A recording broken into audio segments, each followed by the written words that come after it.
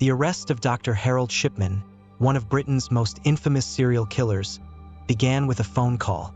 Shipman was an intelligent and respected doctor who claimed that people died suddenly, particularly elderly individuals who were simply reaching the end of their lives. Even after the police detained him on suspicion, he remained confident that the law could not touch him. However, a small mistake eventually led to his capture.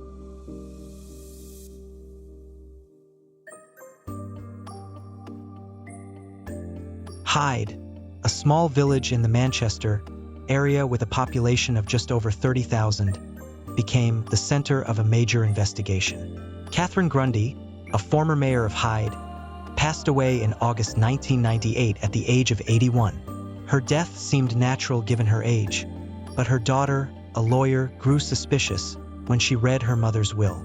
The will stated that Catherine was leaving her house to Dr. Harold Shipman. The daughter found this suspicious because Catherine owned 2 houses, and if she had intended to make a will, she would have mentioned both.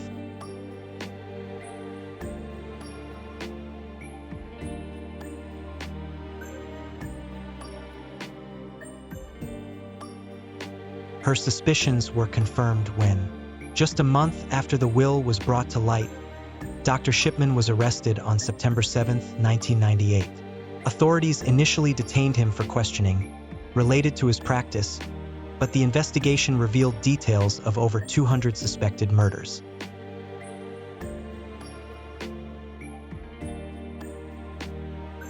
Dr. Shipman's clinic served about 3,000 patients in a town of 30,000.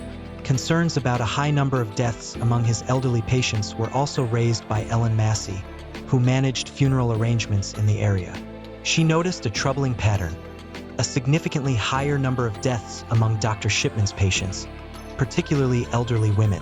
Despite her concerns, Dr. Shipman was highly respected, making it difficult for her to voice her suspicions. Ellen eventually confided in her daughter, who was also alarmed by the number of deaths.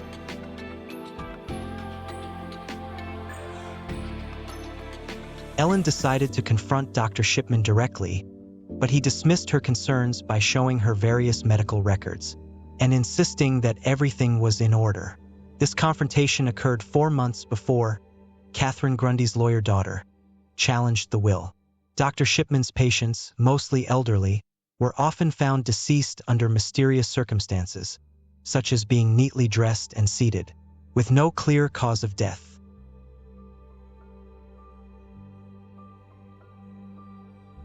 Dr. Shipman had been killing his patients for years, focusing on those who were elderly and lived alone. His compassionate demeanor and home visits contributed to his growing popularity. People trusted him so much that some even gave him keys to their homes.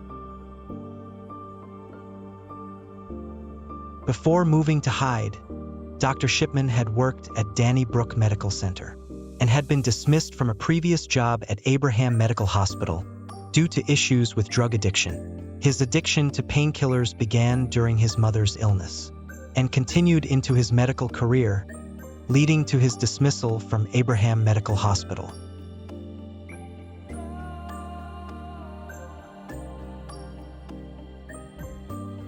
During the investigation into Dr. Harold Shipman's crimes, forensic experts uncovered significant discrepancies in both his computer records and the typewriter used to create the fraudulent will.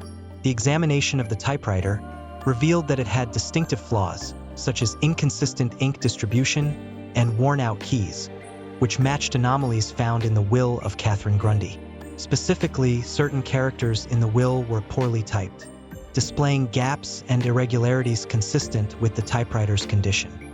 This evidence suggested that the will had been typed on Dr. Shipman's typewriter, contrary to his claim that Catherine had used it.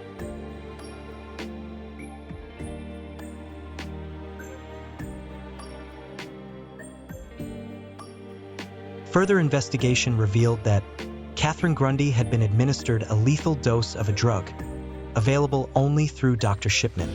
Although Dr. Shipman argued that Catherine might have committed suicide, the evidence against him was substantial. During a raid on his clinic, police seized records and computers. Initial records appeared accurate, But forensic experts found discrepancies in the computer files, revealing alterations made by Dr. Shipman.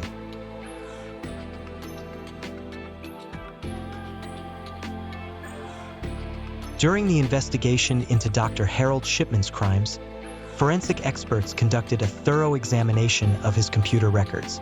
It was discovered that Dr. Shipman had meticulously altered patient records to conceal his criminal activities.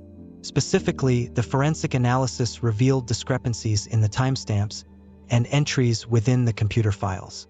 The modification of these records included changing the dates and times of when certain medications were prescribed and administered. These alterations created a misleading narrative suggesting that patients were terminally ill and required high doses of medication, thereby justifying their sudden deaths. Forensic experts noted that while Dr. Shipman had made changes to paper records, the computer files revealed a more complex and detailed history of alterations. The computer's timestamping feature recorded each modification, which allowed investigators to trace the exact changes made to the files. This meticulous digital footprint provided a clear and incriminating timeline of alterations, which was critical in linking Dr. Shipman to the fraudulent documentation of his patients' deaths. The evidence from his computer was instrumental in unraveling the scale of his deception and solidified the case against him, demonstrating how he used his medical expertise to systematically cover up his heinous crimes.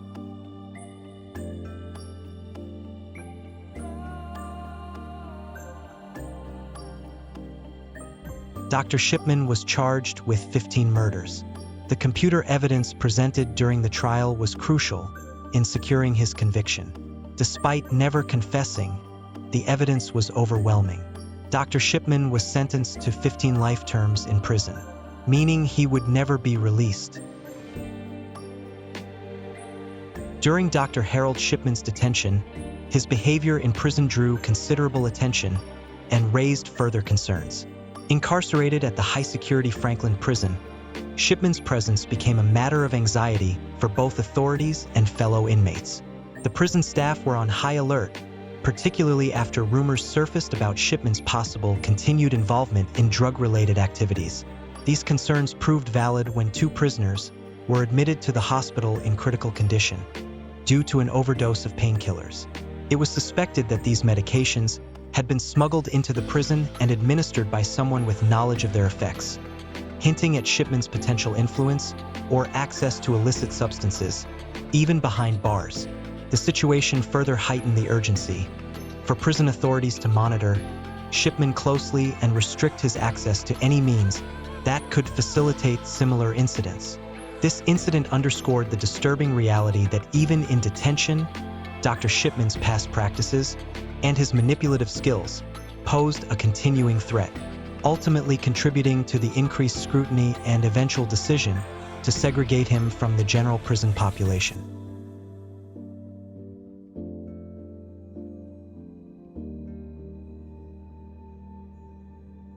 In 2004, Dr. Shipman committed suicide in prison. His death ensured that his pension benefits would be transferred to his wife due to his early retirement.